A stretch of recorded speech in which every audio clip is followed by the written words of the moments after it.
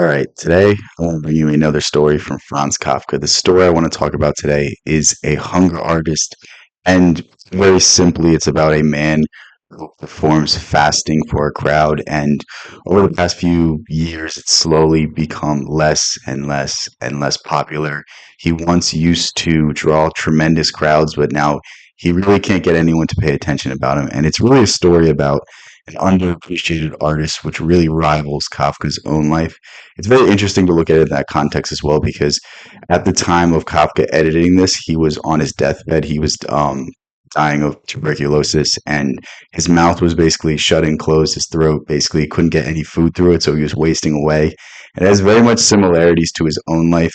While Kafka wasn't someone that performed fasting for everybody, he was a artist that truly was not understood by his generation, truly went unrecognized until after his death, unfortunately. And it's almost a story of the artist coming to grips with this, the artist coming to grips that at the very least he attempted. At the very least, while it didn't get the recognition, he still allowed that expression to be shown. Because in the end, the hunger artist basically wastes away to nothing. He's in a cage at some carnival, some zoo. I can't remember the exact specifics of it, but it's very interesting because he makes his largest streak, his largest string of days without eating, and he ultimately succumbs to this. But at the same time, he's like, I wish someone appreciated it. I wish someone understood. I wish someone, really reached out. And it's almost like Kafka in his dying moments recognizing that he had greatness within inside of him and it was going to be unrecognized by everyone else around him. But I don't. It's a very depressing story, but it's also a very insightful one as well because you look into the mind of Kafka, you look into his perception of himself, his perception of his art, and where he expressed himself, and he understood that he was onto something.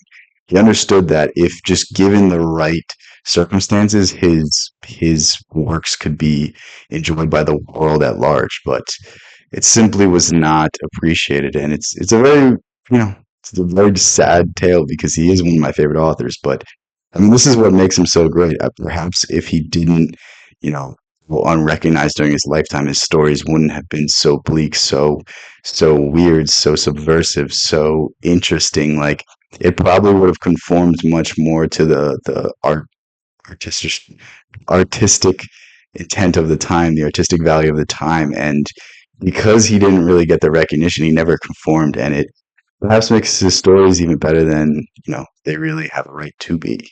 But yeah, I love you guys so much. Thank you guys for all the support lately. The support has been crazy. I'll link this book in the description.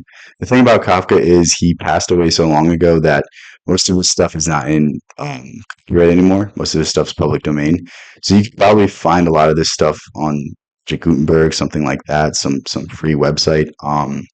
Feel free to pick up anything by Kafka. You're going to be impressed. You're going to like it. And yeah, leave a comment in the video.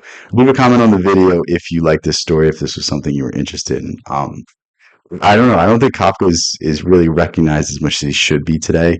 It seems like he's kind of growing out of fashion. He's never really talked about with the likes of their literary figures. I don't know. It's very weird to me, but out of anyone else, his style is his own the most, and that's something I really appreciate about him. If you want to know when I'm streaming, if you want to get more updates, go ahead, join my Discord. If you want more of my own writings, if you want some of my beliefs on certain things, some of my more expressive elements, more expressive sides of myself, go ahead, join my school community. Slowly adding to that week after week. I'm writing every day. I'm really trying to add as much into that as I can because it's such a fun thing to do and it's really fun to see all the interactions over there. I'll see you then, but love you guys so much. Peace out. I will catch you in the next one.